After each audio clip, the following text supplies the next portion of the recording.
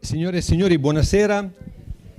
Benvenuti alla Casa Italiana Zerilli-Marimò della New York University. My name is Stefano Albertini. I'm the director of the Casa. I see many familiar faces, and I'm delighted to welcome you to the first of the Adventures in Italian Opera with Fred Plotkin for this season. As many of you know, this is the longest lasting series, and I would say the most successful series here at the Casa. And my challenge every time is to try to tell you something new about Fred Plotkin. And I mean, it's not a big challenge because he does a lot of things. But what all these things have in common, and I say this after having thought about all his different endeavors, is that Fred is an educator. Whether you read his blog on WQXR, whether you listen to him on the radio, whether you hear him talking with the artists that he invites, or whether he's leading one of the New York Times trips to Italy, his major passion remains teaching, sharing his knowledge of Italy, and that is not only limited to the musical culture of Italy and to opera, but it extends to a variety of different fields. So his big passion is really to be able to share his knowledge and to teach to others. And I think this is one of the secrets of the success also of this series. People come here to learn. And throughout the years, having the fortune of always having my seat reserved in the front row, I've learned so much about opera, and I think I've become a better listener to this fantastic and quintessential Italian form of performance. So I'm very grateful that Fred accepted once again to curate our series. As you know, he has sole responsibility for his guests, inviting them, choosing them, and normally we're delighted with his choices. And tonight's choice in particular fills us with joy. Maestro Luisotti conducted last night Aida at the Metropolitan Opera, and it was a great success. And as usual, I'm not going to tell you more about the guest because I think it's a privilege that Fred amply deserves. So I'm just asking you to please welcome Fred Plotkin and Maestro Luisotti. Thank you.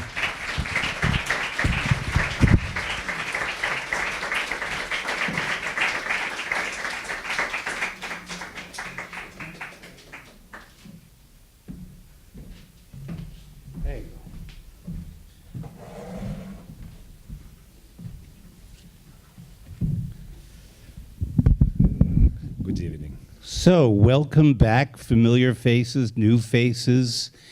Again this year, I'm going to take up Stefano's theme about that I always like to teach. My motto belonged to, I have two mottos. One of them belonged to Giuseppe Verdi, the other belonged to Michelangelo Buonarroti. Start at the top. Verdi said, Avrai tu l'universo, resti l'Italia a me. You can keep the universe, let Italy be mine.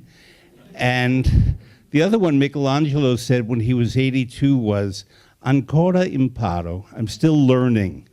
So the great pleasure of that is the more I keep learning, the more I can put things together and have things to teach and share.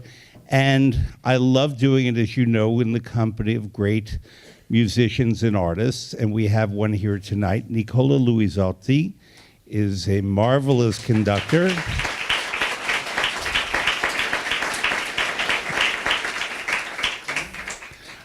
I'm going to ask you this question when I sit down, but I think that you are very much a Toscano. Yeah. You're from Tuscany, but you're also very much a Toscano, and I don't mean a cigar, but but it's very much part of your character, so we'll get to that. But I do want to mention to you that we have another wonderful season here. November 1st, let's see if I can remember the dates. We have the baritone Cheryl Milnes, and you better become a member of the Casa now for that because it'll be sold out. And that'll be the best way to get a seat. Then on November 20th, we have the wonderful tenor Michael Fabiano. Then we have, in the middle there, between Michael Fabiano and Nadine Sierra, something to be announced, okay? Then on February 20th, the marvelous young soprano Nadine Sierra. She was supposed to be with us 2 years ago, but there was a blizzard. and we had to cancel. She was all set. She was appearing at the Met in the Domeneo, and I like to present artists, some artists, when they're quite young and clearly on the road to a big career. She's now on that big career, but 2 years ago she was still on the upward slope, so now you'll meet an artist in a big career. Jamie Barton. Jamie Barton, I don't know if you know her, is a magnificent American mezzo-soprano from Atlanta. She wins all the awards.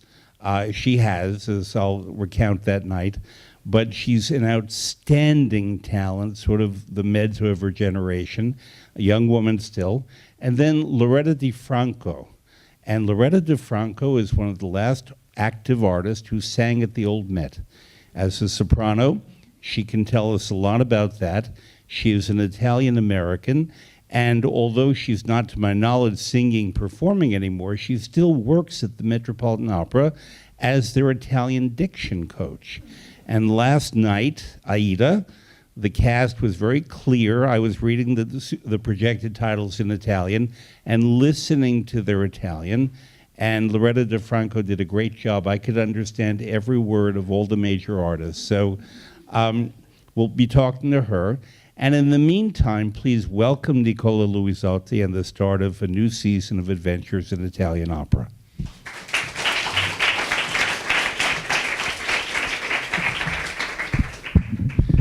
So am I correct that you are very much a Toscano, and if so, how? You know, somebody told me that you could be Toscanini. I said, no, I could be Toscanino. This is much different. Toscanini is just one. All the others are Toscanino. So I'm going to ask Julian, and welcome Julian to another season, to set up and play video number 1. What we're going to do occasionally is we're going to move to the side and there'll be videos. Okay. You can turn your chair a bit. Okay. I want to tell you about this video. It's an amateur video. The sound is really bad.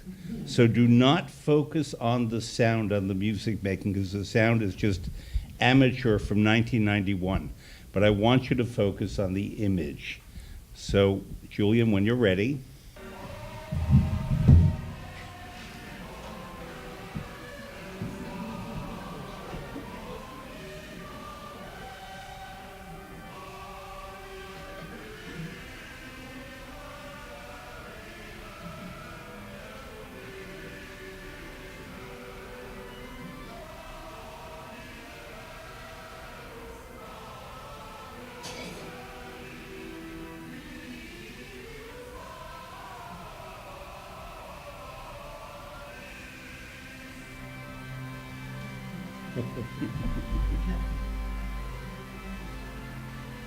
My wife is singing there.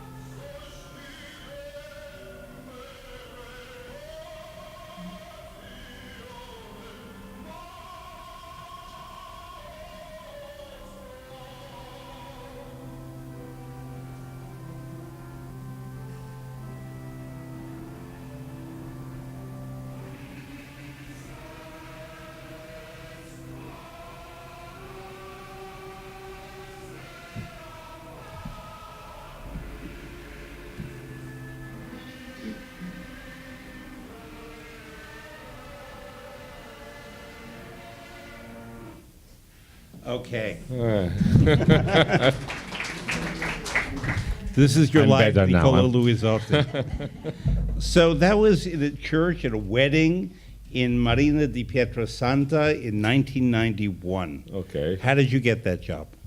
It wasn't a job. It was my village, and I was conducting the choir of the church in my village. All right. Where my wife, my mother-in-law, my sister-in-law, my father-in-law, and many other relatives were singing that choir. So it was just not a job. It was just Sunday services. Got to it. say. Yeah. And in looking at this now, what did you see in the conducting that looks familiar, and how has your conducting evolved?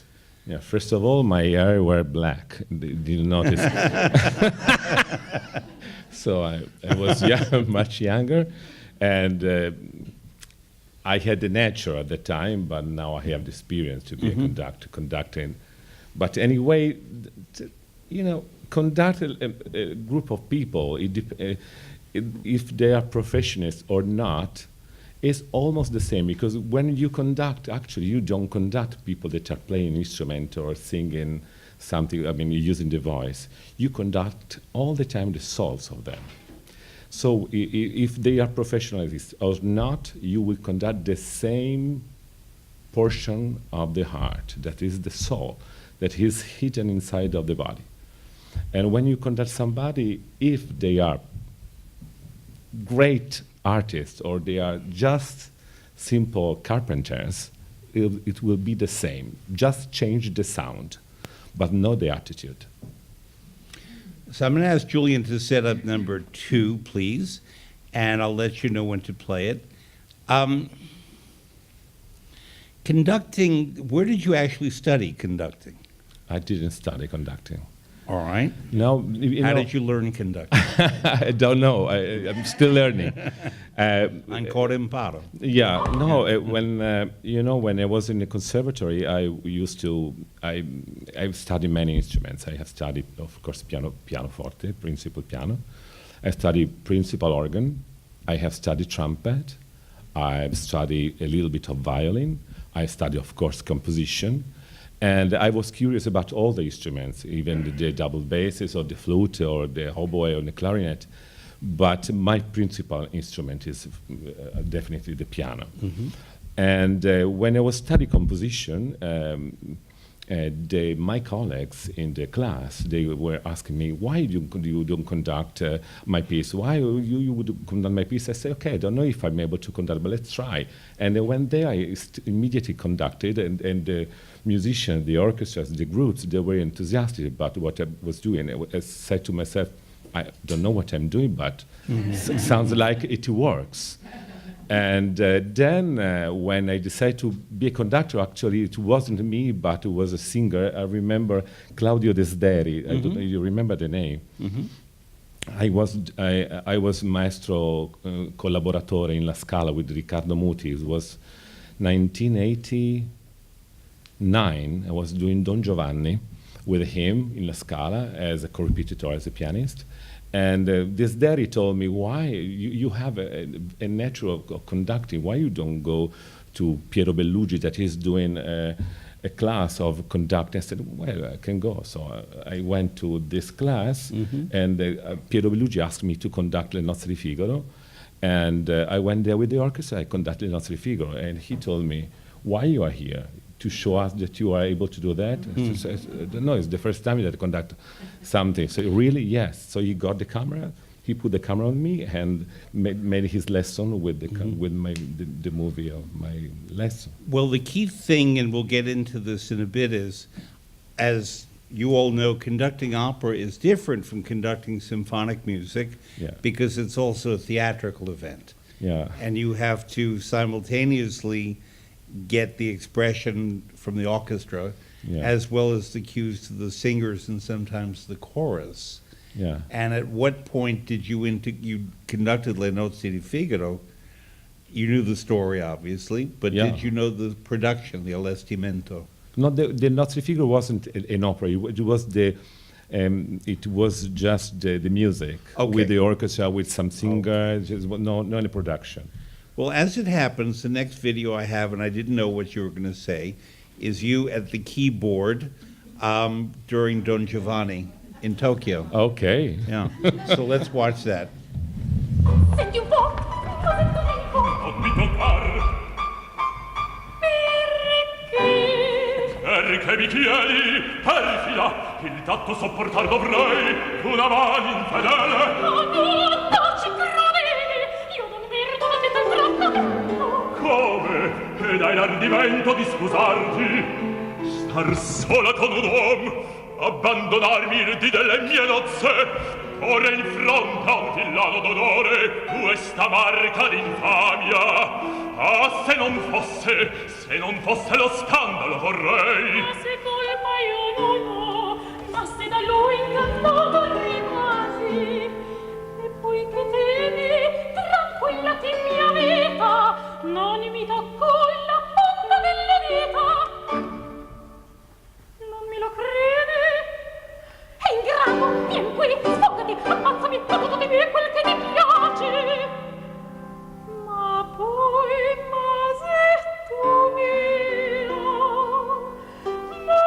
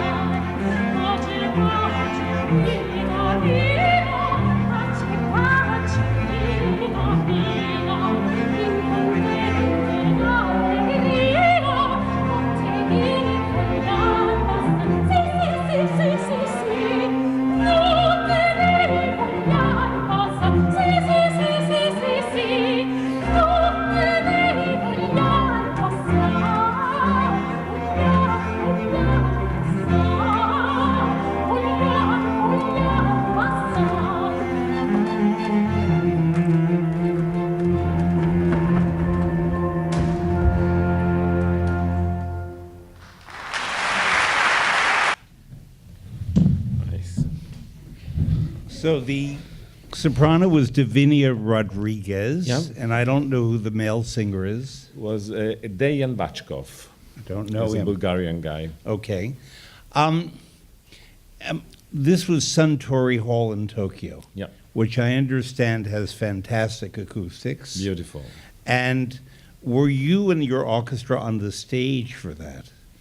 Yes, because it's a kind of the orchestra and the stage are on the same level, but the singer, instead to have the singer in front of me, they are in front of the audience, and they have monitors to watch the conductor. It's a very complicated situation. It's very complicated. I have done many things, many stuff like that, but if you believe me, it's very, very hard to conduct in that condition, because the singers can do funny things, and you have to be ready to follow, to react. But how does that affect the choices you make in terms of sound if you're behind the singers as opposed to in front of and often beneath the singers?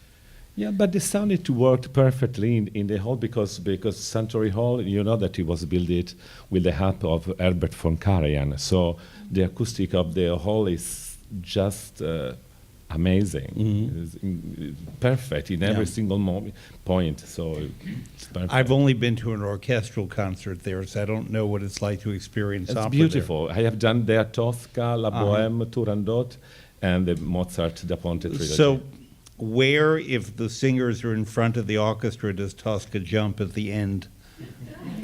they jump inside of Into the audience. of the like double basses. Julia, would you please set up number 3? This year at the Met, you're doing all Verdi. You're doing 3 different operas.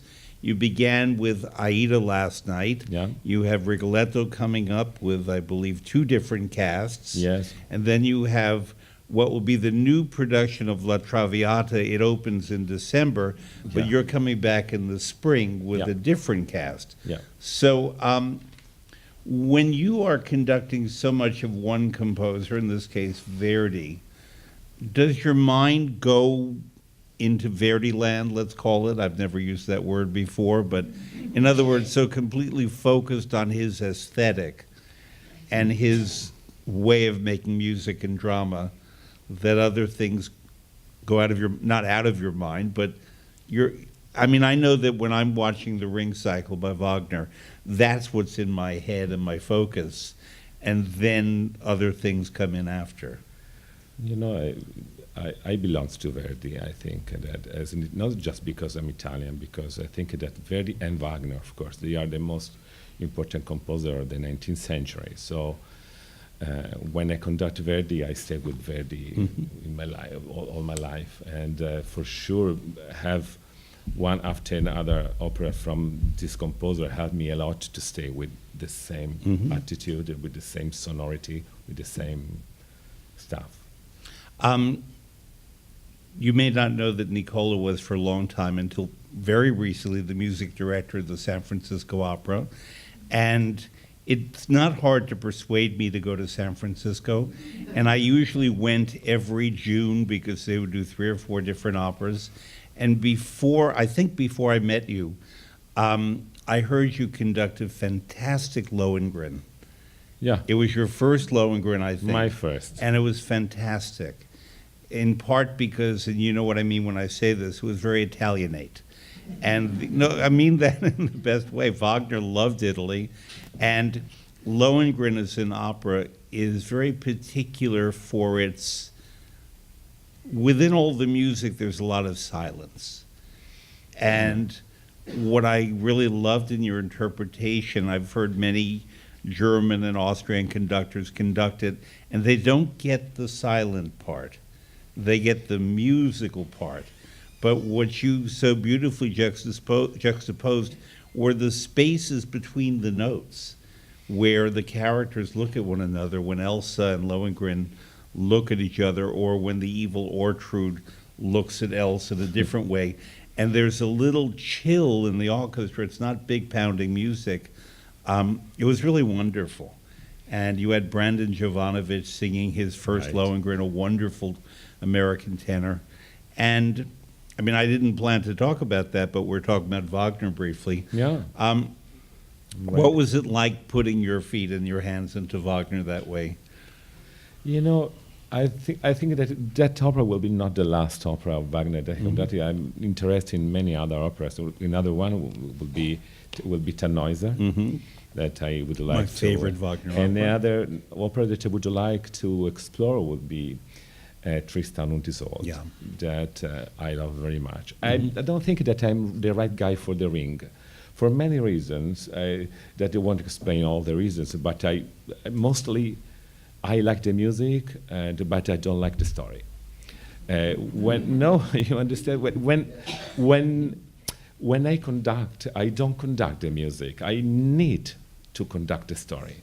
If I believe in the story, I will believe in the music. If I don't believe in the story, I will never believe in the music. So it will be a waste of time for everyone, for me, for the orchestra, for the audience, for the singers. Is there an Italian opera whose story you don't connect to?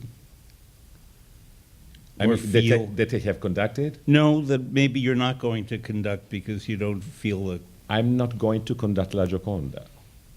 For Okay. some reason, I don't like the story. Okay. I'm not going to conduct Alzira. I'm not either. Because no, because I don't like the story. When I don't like the story, for example, Salome, that I have conducted many times, Strauss, I know that is a brutal story, but love it. It's something that is because teach to us how don't do things. Don't do that, it's telling us. So, and I love this opera, and I like the character of Yochanan. That is a fantastic character. And even when you are not religious, you understand why Yochanan is telling such beautiful things during the opera. So, since we've never discussed Alzira on this stage before, we're going to take a brief focus on Alzira. Who here has seen Alzira? Just me. I have studied Alzira for this Okay. reason. In Parma, in October, every year is the Verdi Festival. Verdi was born on October 10th, or perhaps October 9th, and baptized October 10th of 1813. And every year in Parma, they do a festival. And I'll be going next week, and I'm speaking there on a couple of operas and teaching. And there's something called the Club dei 27, the Club of the 27 men who are passionate about Verdi. It happens to be men, they don't ban women, but women have not applied to be one of the 27. They have their own group of 27. But the Club dei 27 is very famous. And the way you gain admission, frankly, is if someone dies or retires from it. And they go by their different opera names. So I happen to be a good friend of the man who's Falstaff, and it's a good fit for him because he's very joyous and reflective and humane. And but I remember going to the club, and there was 27 men, and I was asked to speak, and they made a very good Parma dinner. And La Traviata was there, and Otello was there, and Otello apparently was the first one grabbed when the club became a club in the late 1950s. And I said, "Can I meet Alzira?" And they said, "Why?" I said, "Because Alzira, your person who's Alzira, has to be a specialist and know everything about that opera. And it's easy to know a lot about Otello or La Forza del Destino or Aida, but not Alzira." And this man came up to me and he said, in a very deep voice, "I'm Alzira." And I said, "What can you tell me about the opera Alzira?" He said, "It never gets done except in Parma when they do it at the Verdi Festival." So if you see it coming up, I recommend going to Alzira. I don't think it'll ever get produced at the Met, who knows? But for me, tutto Verdi, everything. Phillips recorded Alzira in the 1970s, and I think it's worth listening to. It's not his best work, but to understand him, It is not. but to understand him, we need to study the work that's not necessarily the best to recognize what make things like Rigoletto and others so good. Speaking of Rigoletto, which you're going to be conducting, I have a clip that I will show again when Nadine Sierra comes here, but I want you to see it tonight. You were conducting at La Scala Yeah. in January of 2016 with Leo Nucci, a very famous Rigoletto, very veteran singer. He's in his 70s. And the young Nadine Soprano making her La Scala debut. And something happened there that I will show you that unfortunately doesn't happen at the Met. And what I want to ask you about after is how different theaters and audiences respond differently to things. So, Julian, number 3.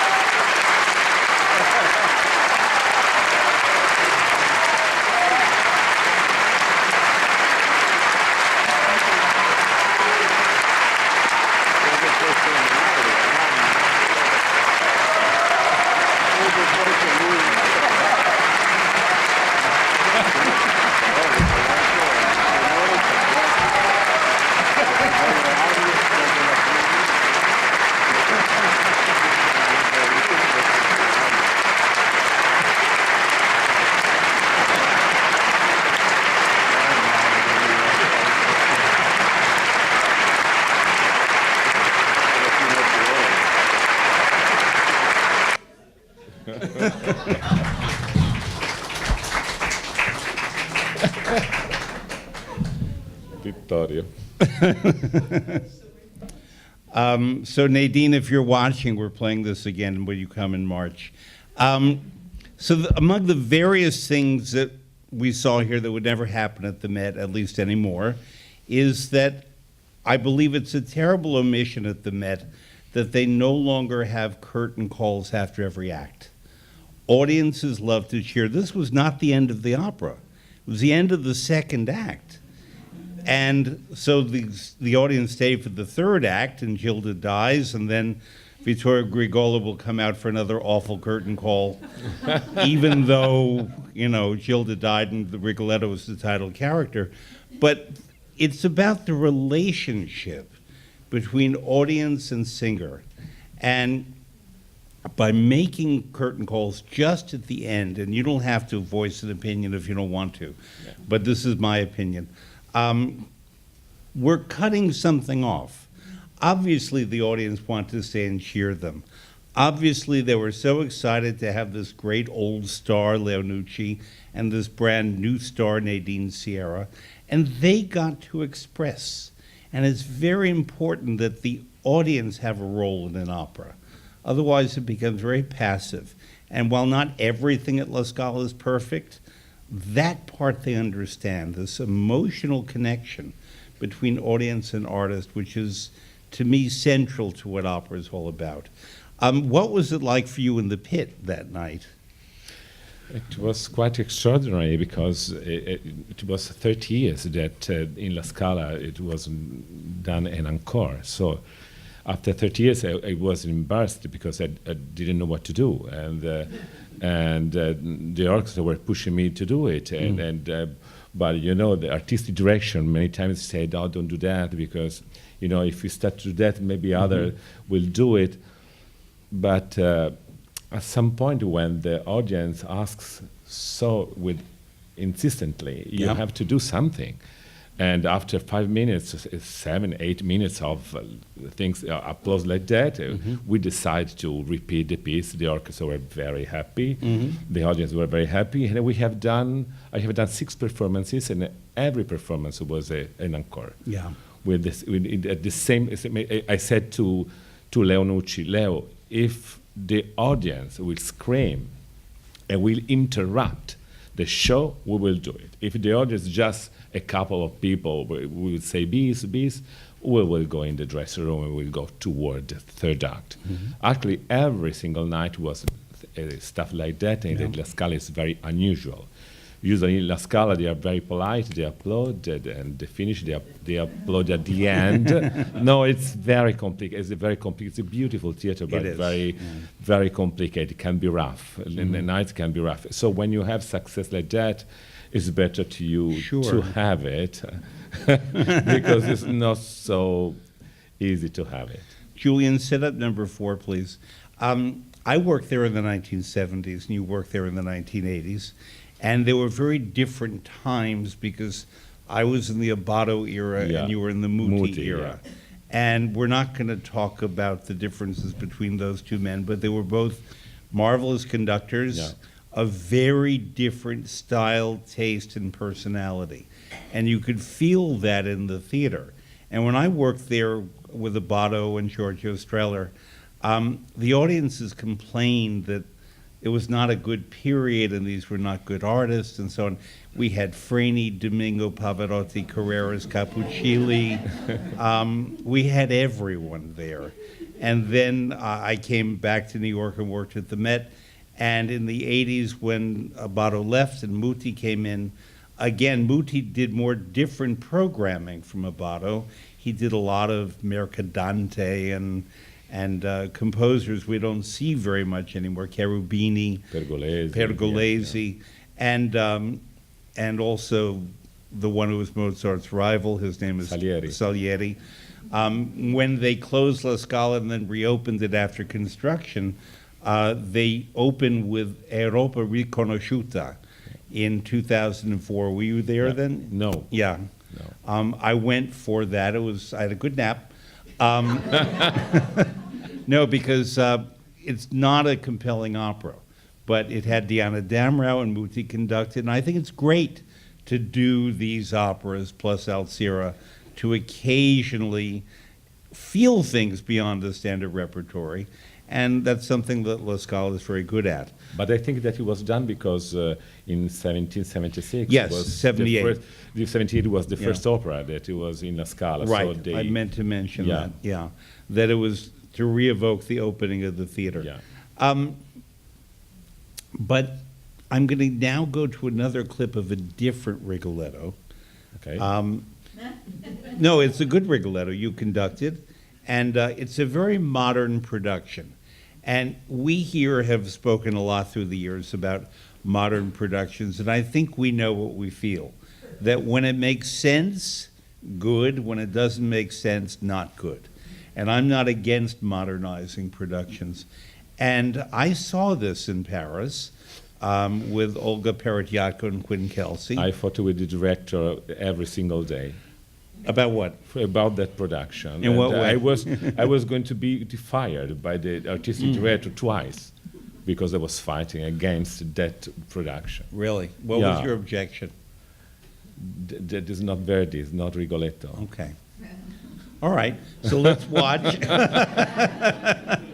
I think I was very moved by the performances. And yes, I agree with you, it's not Verdi, not Rigoletto, but there are many productions I've seen of that opera particularly that are not Verdi, not Rigoletto, but including the famous one in Munich set on the Planet of the Apes. Really? I'm not kidding. Yeah, I'm not so kidding. the meta-conducting. Yeah, I saw that. I lived to tell the story. Gilda's a chimpanzee, and Rigoletto was a gorilla. An astronaut. Rigoletto was an astronaut. Right. It was. Yeah. I mean, they were. You scratching your head is all I can say. It's a When shame. they sang Cortigiani Vil Razza Donata, they really were a Vil Razza Donata. But anyway, I think, well, you can watch and see. I was so moved by the performances, especially Quinn Kelsey, Yeah, who yeah. sat in that chair a few Yeah. months ago, that I just didn't. The production didn't get in the way for me, but you can come to your own conclusion. So here we are again from Rigoletto in Paris. Io tremendo e la stessa vocava dallo strali mia giusta vendetta quando il coro mi guarda e m'ascolta parlami figlio diletto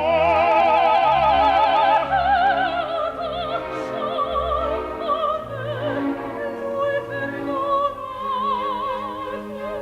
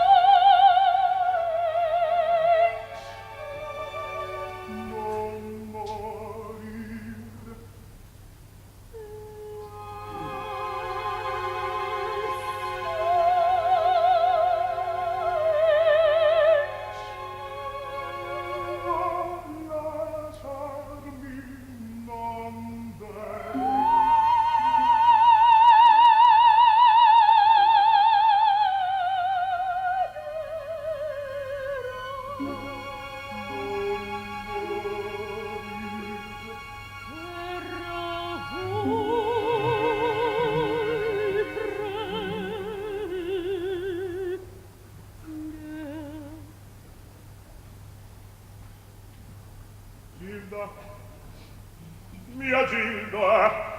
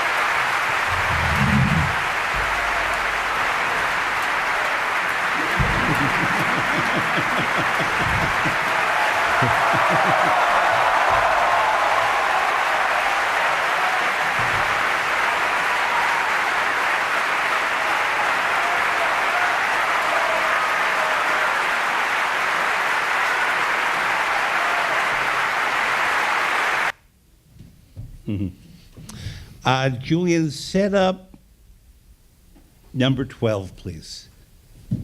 I guess because I've seen so many productions that are a lot worse than that production. No, because if you see in the video, No, I attended in Paris. yeah, the problem was that he was trying to do to the singer things that they were not able to do during the singing. Mm-hmm. And for example, there is during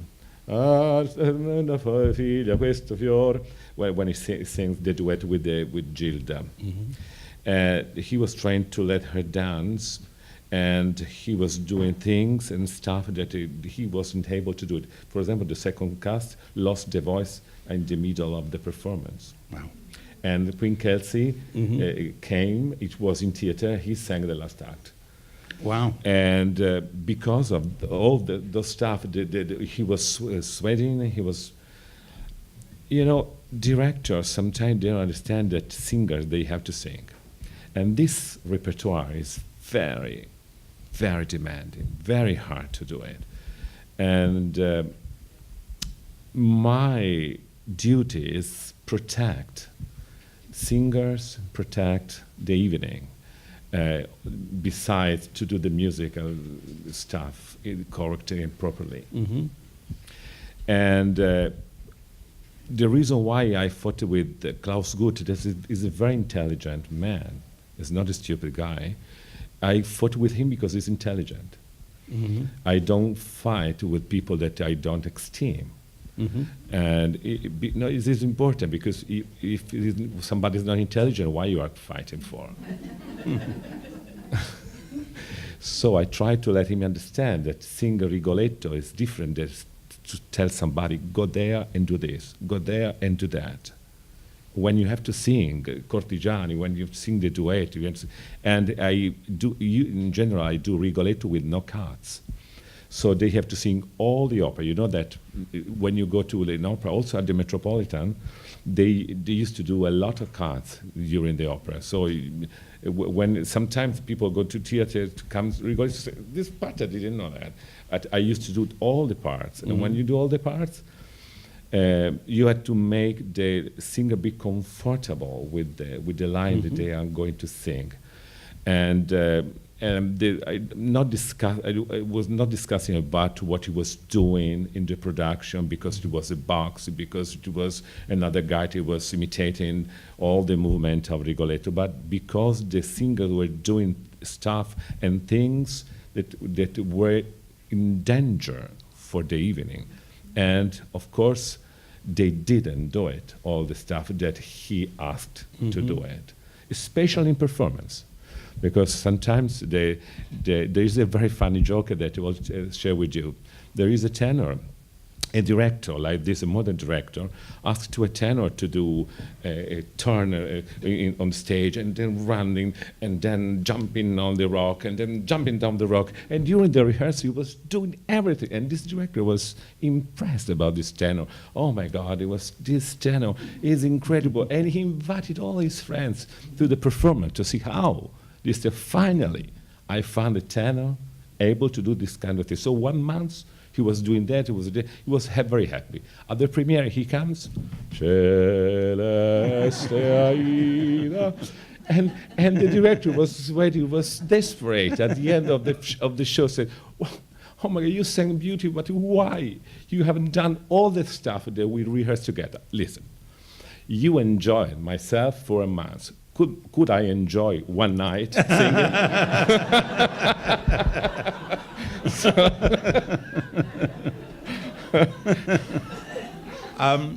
My theory about Verdi, and he is one of my real heroes, is the following as regarding productions and stage directors. Until I moved to Italy and really studied Italian history and language, I didn't get Verdi. I loved his music. But the thing with Verdi is that obviously Italians were expected to see these performances and see a mirror of themselves, except perhaps La Traviata, of their history, of what the Italian peoples have faced, but also in most Verdi operas, except La Traviata, it's about many people and about their relationships and about families and about politics and about struggles. And that to me is very Italian, whereas Puccini tends to have one figure, Tosca, Madame Butterfly, Mimi, even though she has people around her, Turandot, even though she doesn't sing very much, La Fanciulla del West. And we focus on the protagonist. And I think that one of the reasons that Americans love Puccini or get Puccini more than Verdi is exactly because we tend to focus on the individual.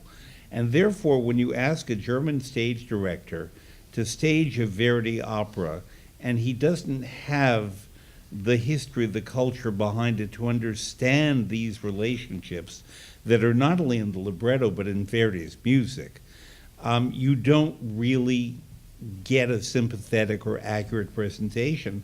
And I think of all the major composers nowadays, the one who suffers most in opera houses in terms of productions is Verdi, with the exception in most cases of La Traviata, which is the most Puccinian of the Verdi operas. It's also the opera that was contemporary. In other words, Verdi asked audiences to look at their own hypocrisy, whereas with all of the others, he asked them to look back at history. I don't know what you think about how Verdi is understood nowadays. The problem I think about Verdi and the music, I'm completely Verdian, so I don't want to be misunderstood, but the difference between Puccini and Verdi are very clear. Puccini writes in one flow, and Verdi writes in many flows. So he interrupts the music. If you think at Otello, of course not, or Falstaff, or even Aida. But even Aida, he will stop many times. In Puccini, you have one phrase. So one opera is one breath.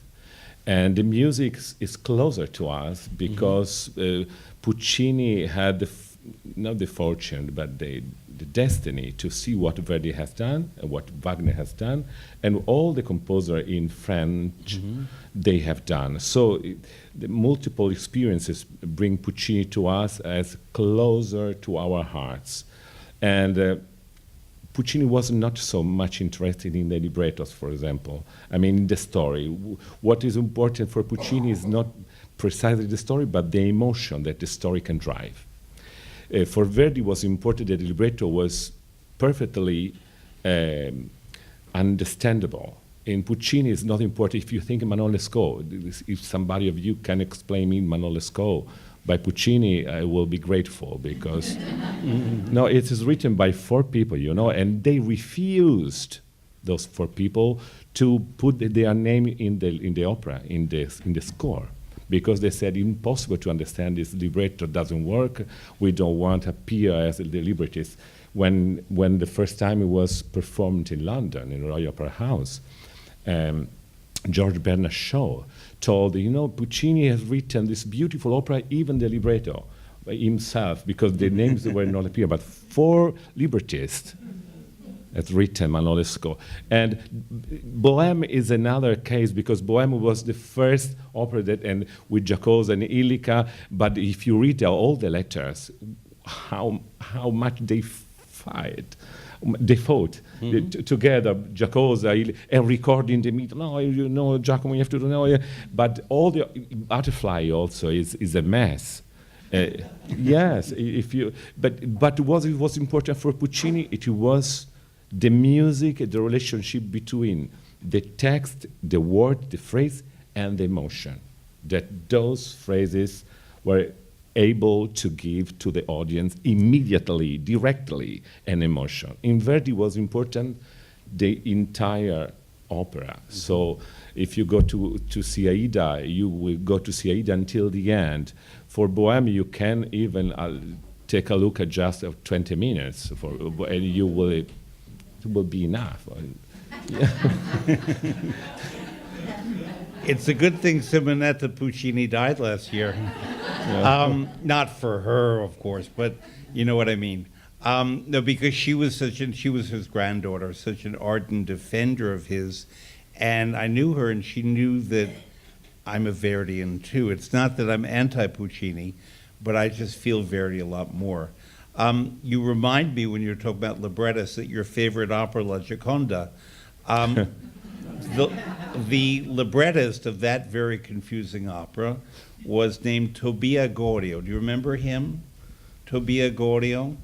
That's an anagram of Arrigo Boito, who he wrote the libretti for Otello and for Falstaff. He was so ashamed of La Gioconda for Ponchielli that he insisted that his name not be on the libretto, but the anagram of Tobia Gorio. There's another reason that Puccini is very popular in America, and it has to do with technology. Puccini came here twice, in 1907 and 1910, and he wrote for the Met Il Trittico that the Met is doing in November, and he also wrote La Fanciulla del West, which you conducted at the Met, the 100th anniversary version. It opened in December of 1910, and you conducted in December of 2010. I have a story about this that I want to share with you that I noticed just 6 months ago.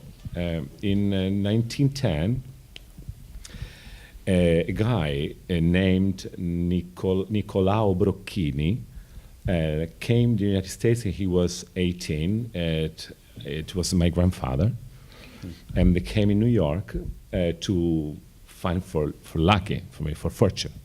And he came in Ellis Island. We arrived in Ellis Island on November 5th, 1910. In the same time, Toscanini, Puccini, and Caruso were rehearsing at the Met La Fanciulla del West. 100 years later, his nephew came here from the principal door, conducting the centennial of that opera. Yeah. Isn't that nice? Yeah.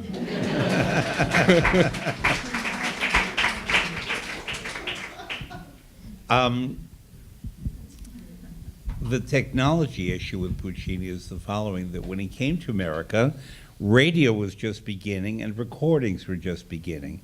And he was a very forward-looking man, Puccini was, in terms of technology. He had one of the first telephones in Italy. Problem was he had no one to call because no one else had a telephone. But he would call America.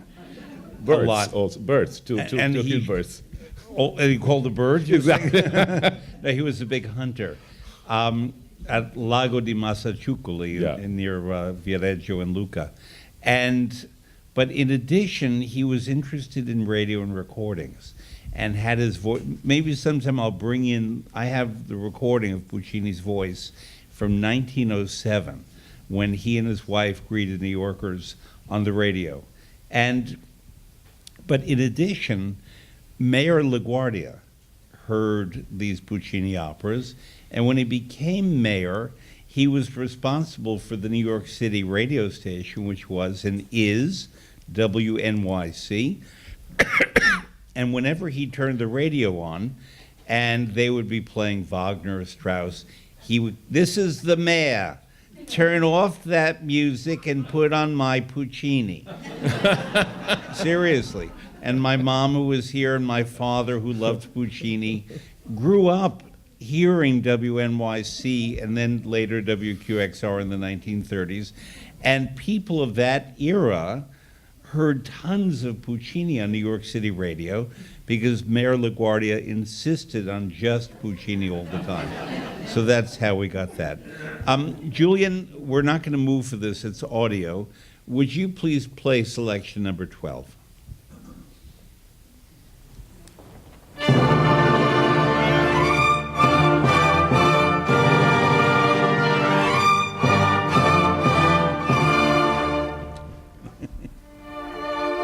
He's conductor.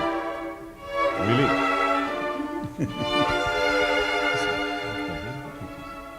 That's not good.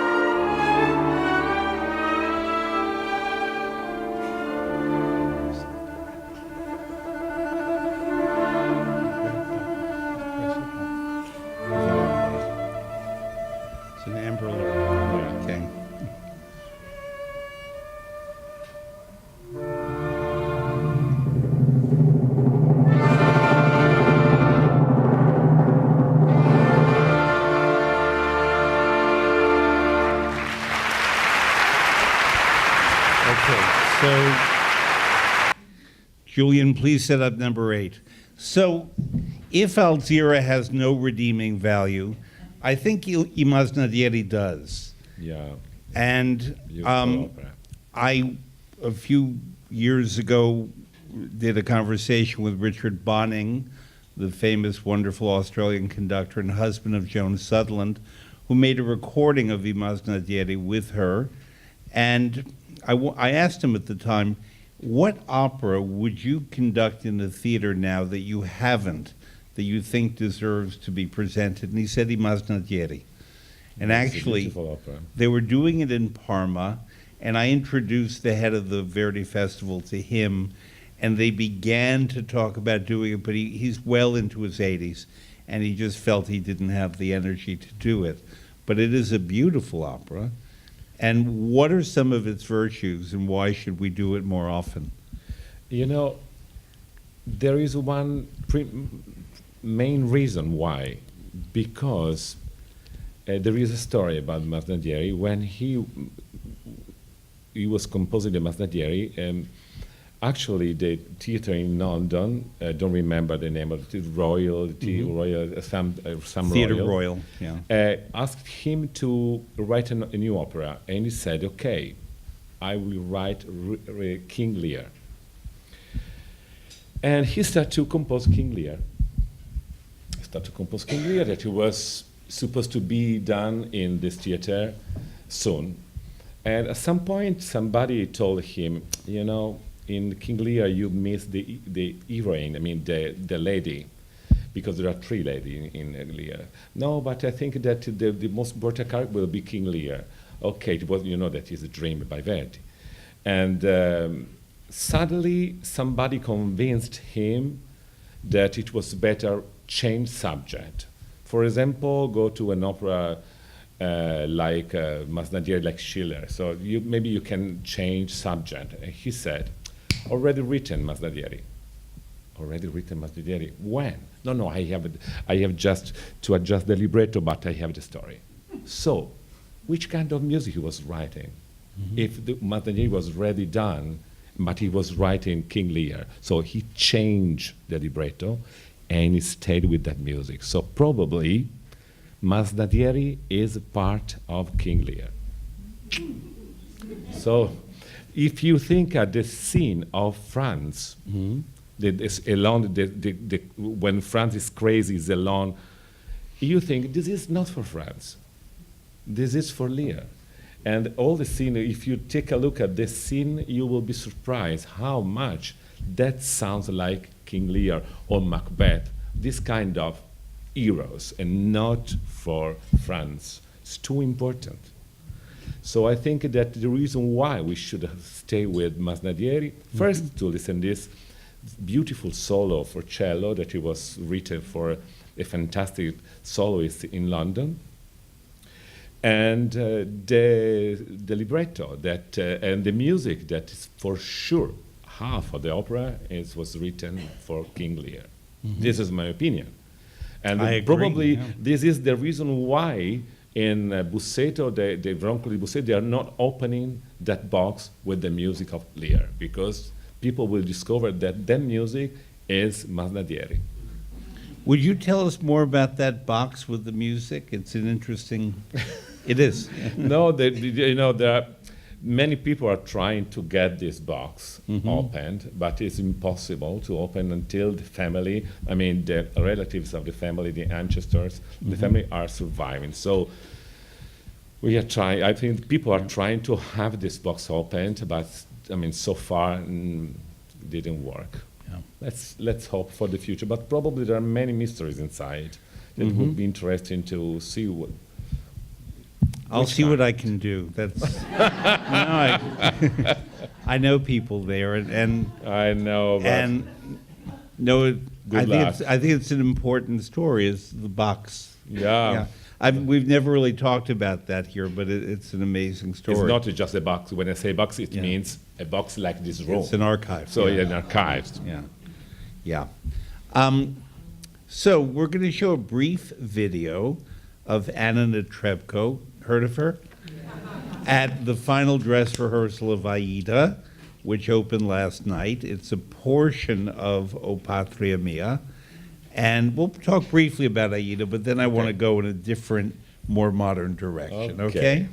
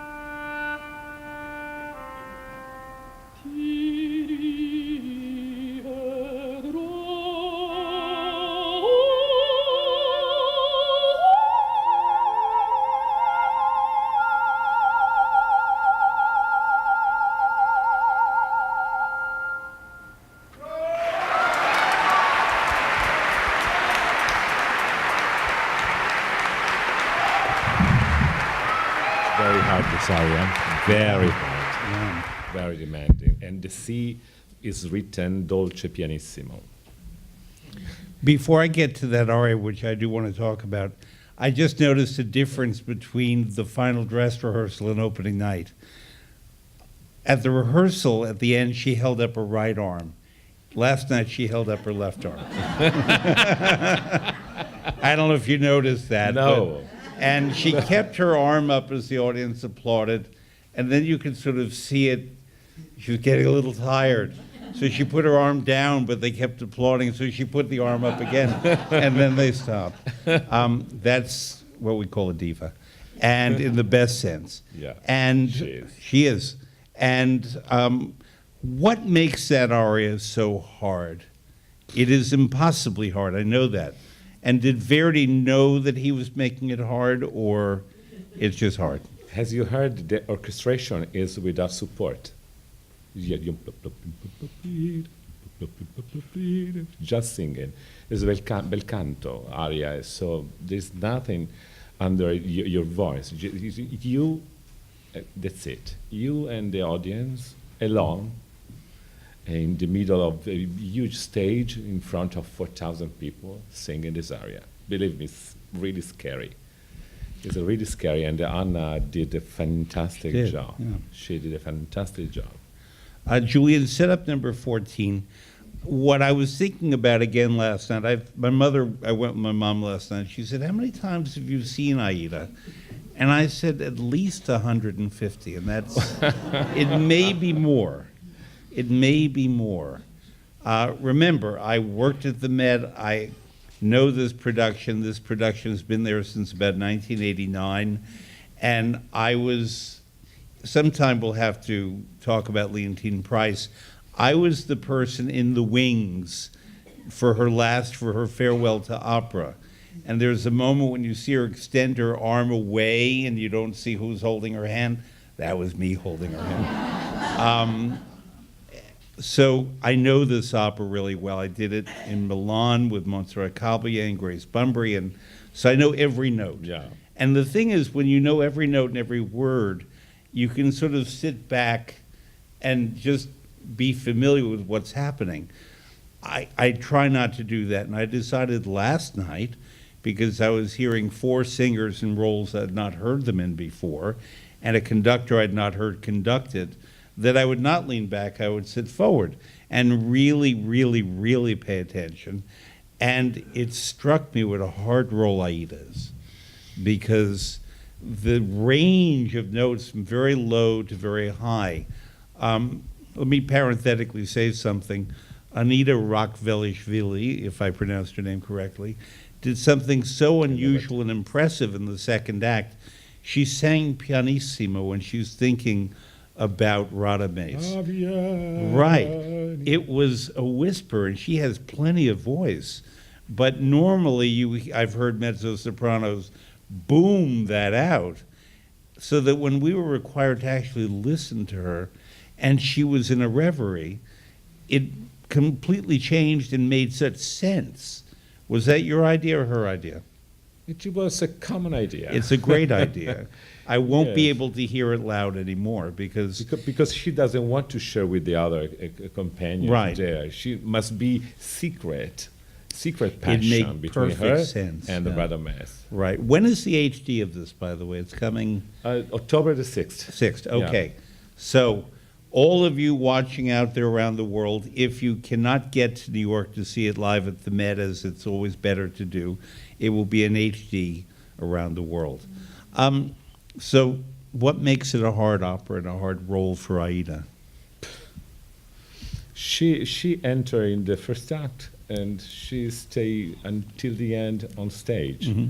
She sings 2 arias. She has a terzet. She has a duet with Amneri. She has a duet with the father, with Amonasro. She has another duet with Radames. She has another aria, and then she has another duet at the end with Radames, with a lyrical duet. So she sings all the night. It's a very demanding role, very demanding role. I have a huge respect who sings that role, and Yeah. Radames, also poor Radames. There is a story. Do you know the tenor Galliano Mazzini? Galliano Mazzini was a fantastic tenor in the age of Caruso and a little bit late of Caruso. He was fantastic tenor, and he was singing Aida in the Maggio Musicale Fiorentino in Florence in the 40s or in the 50s or in the 40s. And Giulio Neri finishes his phrase, "Re coi decreti al re." He's going out, and he's singing "Segue il guerriero fossi," and he call Giulio Neri, "Giulio, I'm coming with you." In performance, eh?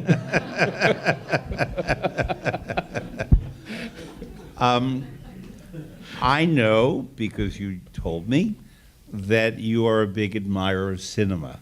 Yeah, And I certainly am. Italian cinema, and certainly neorealism.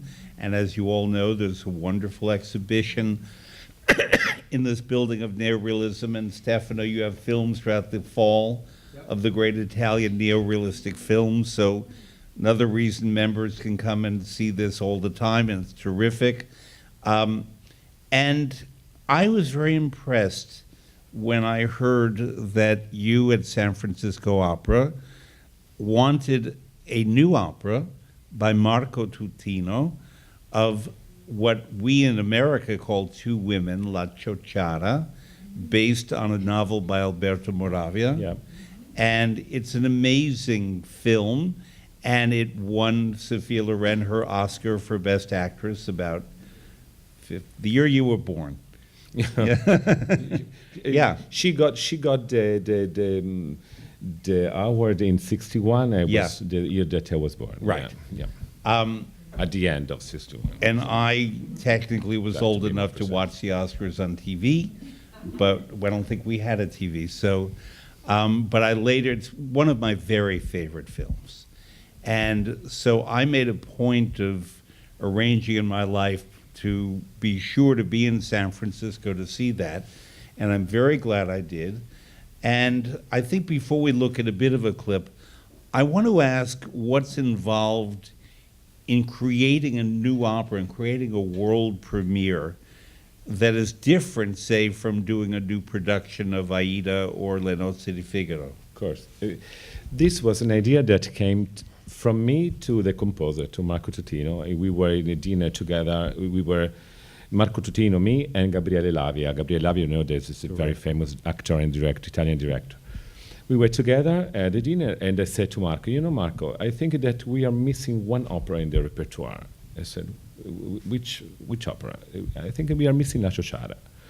So La Ciociara, but it doesn't exist for this reason. I'm telling you, why you don't compose La Ciociara? It would be great to do this opera. If a theater doesn't commission to me the opera, I will never write. So I went to David Gockley, said, David, I would like do a new Italian opera. I would like to do La Ciociara with Marco Tutino. He told me, I will never do it.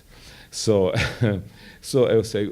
I start to talk with donors and with people around David Gockley, and after a couple of years, David Gockley being the head of San Francisco Opera. And after a couple of years, he called me up and said, "Okay, I'm interested in doing La Ciociara. Let me read the book, and I will let you know." Then he read the book. He watched the movie by Vittorio De Sica, and he said, "Okay, I think that it could be a very good story, but we have to change something here and there." And we start the process to do the opera. And in 2015, we have done the premiere in San Francisco, and I'm sure you it was a huge success. It was probably the biggest success of a modern opera. And we asked with David Gockley to Marco Tutino to write an opera with a comprehensive language. It means we said to him, write like the second school of Wien never happened. I mean, the dodecaphony and things like that never happened. So you are writing after the war, because we need to the war, and after Puccini. So it's post-Puccini composing.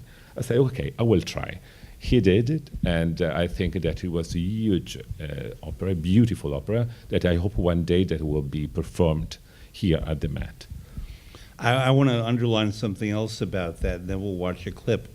That Puccini, when in 1910 he wrote La Fanciulla del West, that was the last world premiere opera done in Italian until in America, not obviously in Italy, until 2010. There's a young Italian conductor, composer named Francesco Ciluffo, who his particular area of strength among many is verismo. And he's right now in Ireland conducting at the Wexford Festival.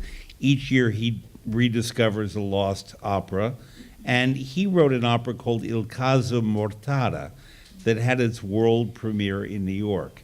And after that, the only other opera that premiered outside of Italy in Italian was La Ciociara in San Francisco, in a much bigger, more ample production with big stars.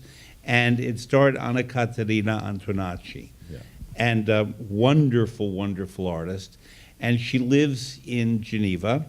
And I was asked to do a program article about La Ciociara and interview her. And I know her a bit. And we spoke via Skype. And I said, you know who lives not far from where you live in Switzerland? Sophia Loren. So what I did was, I contacted Sophia Loren's agent, and they were going to meet in Switzerland, which would have been a wonderful thing. But I think ultimately Sophia and Anna Caterina just spoke by phone. But I wanted them to communicate to each other about the character of Cesira. So let's watch the video, and then we'll talk a bit more. Okay.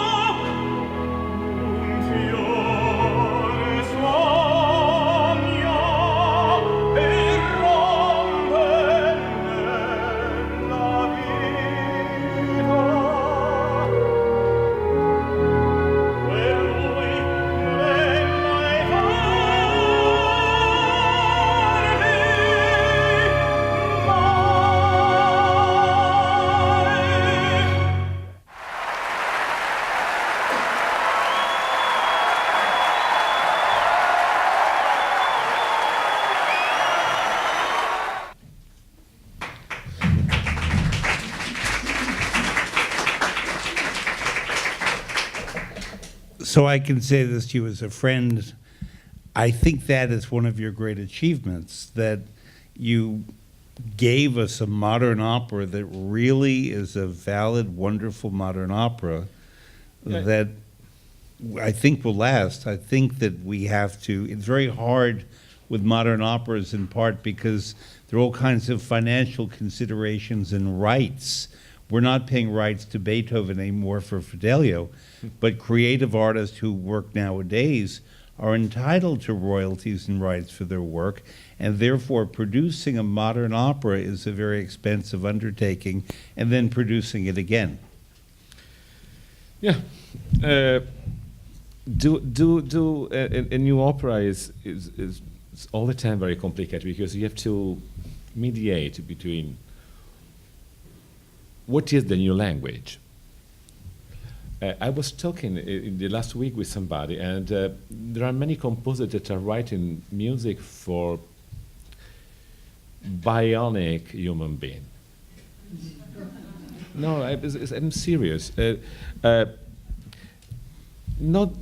good musicians, they are good composer, but you know that the possibility to have the bionic man, bionic women is very high now. With AI, it's very high, and probably in the next 50 years or whatever, we will assist this event. We will have people that they seem human being, they seem person, but they are computer with emotions. Be a computer with emotions. It means to be the perfect man, perfect human being. It means that you can understand everything because your database is immense, or the culture of the human being inside of you. You have just to pass this information to a kind of brain, because if we pass this information to me with a microchip, I need an experience to use that database. I need Fred that is teaching me how to use it. And so it's like to have a computer. I already have this microchip. It's my computer. I go Google, but I have to look for something. A bionic man, an AI, probably it will be able to use it.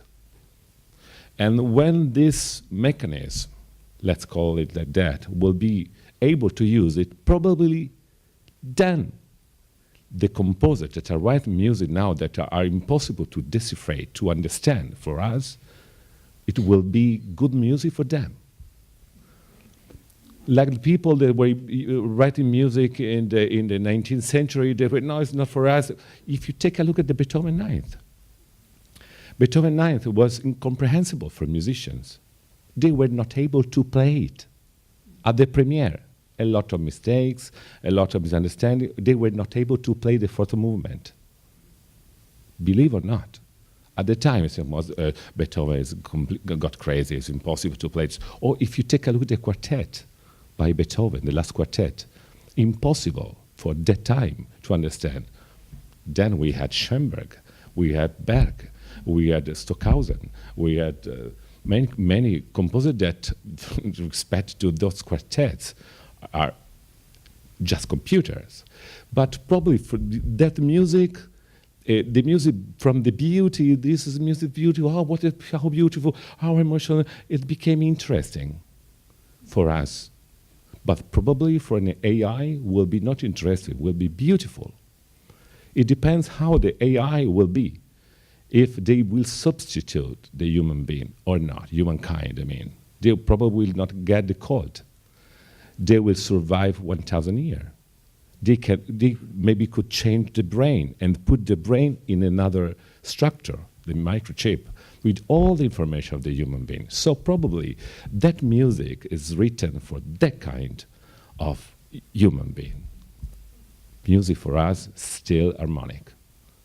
Believe or not. We can say, oh, I love it, it's interesting. We can be chic or snob and go to the, oh, I liked it very much. But you can whistle it, you can sing a note of that music, and you can't remember a single 30 seconds of the music. You have to go back to the theater if you want it. You take a look at the movies. Take a look at the advertisement. All the music that are in the movies and in the advertisement are harmonic. Why? Look at the musical, 39 musical in New York. You go inside, still they're using the harmonic system of the 19th century. This is the language that we understand. Probably we need to put in our brain the microchip to understand other kind of languages. And we can read Ulysses by Joyce and say, I read, I can tell you. Did you read it? Do you understand? Do you understand it? Yes. Yes, but what is important in Joyce is the trip of the words. This is what you have to understand, but you would not understand the single phrase, because it's not important the single phrase. In the modern music, many times it's not important the phrase of the music or the structure. It's important the fact that is something that is a language that you can't arrive to understand it. When we create La Ciociara, we said we have to be humble and honest with ourselves. We want that people come in theater, cry, laugh, and enjoy the night. This is why the composer has written the opera. Even Beethoven was worried about this will like to the people. Everyone, every composer, every artist, a painter, a sculpturist, a musician, a singer is worried about the reaction of the audience. I don't go in the pit doing something that will be against you, against Verdi, against the critics, against myself. I go on the pit doing what I have to do. And the composer, I think that should do the same. Many times we think that, how to say, we would like living in another moment. And I was a composer too because I composed too. And when you compose, you think that you will do something that never had before. This is not necessarily beautiful. This is why we did La Ciociara. And really, what we are hearing here is the most melodic part, of course, but there are many more modern parts inside. But in general, I think it's a great work that should be done everywhere. I agree.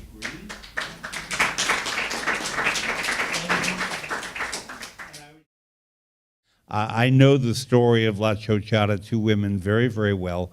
And when I went to the opera in San Francisco, I realized something I knew already, that film and opera are not the same medium. And if you tell the same story in a different form, for example, if you think about it, Pagliacci is La Strada, ultimately. And you didn't know that, but Pagliacci is La Strada. But they're told very differently, even though basically the story is the same. And what I began to think about in the first act of La Ciociara was a very dramatic scene in the latter part of the film, in which the two women, mother and daughter, endure extreme violence. And as you saw, there was a scene where they were all scuffed and marked. And in the film, it was absolutely devastating, but you didn't see the violence.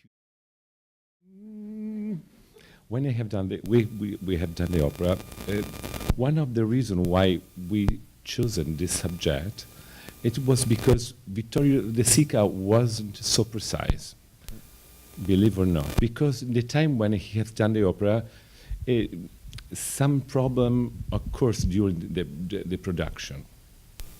For example, it's not clear who is making violence on Cesira and Rosetta. The story is very dramatic in Italy because it was 48 hours of 50 hours of disaster. You know that la battaglia di Monte Cassino, the Monte Cassino battle, the Nazis were there. And after they landed in Anzio, were 32,000 American soldiers died on the beach. 32,000. 12,000 British soldiers, 7,000 New Zealand people died. Many, the best youth died on that beach because when they landed, the Nazi go back. They went back and they said, "Oh my God, it was so easy." Landed here in Anzio. And then start to rain, and the Nazi went back. And when the American, all the alliance were doing the landed in Anzio in the beach, they start to shoot on them. And they tried to save themselves, but it was so muddy that with all the vehicles, they were drawn on the beach, and many of soldiers drowned inside of the vehicles. It was a terrible moment, and when we say Monte Cassino battle, we think that it was one battle, 4 battles.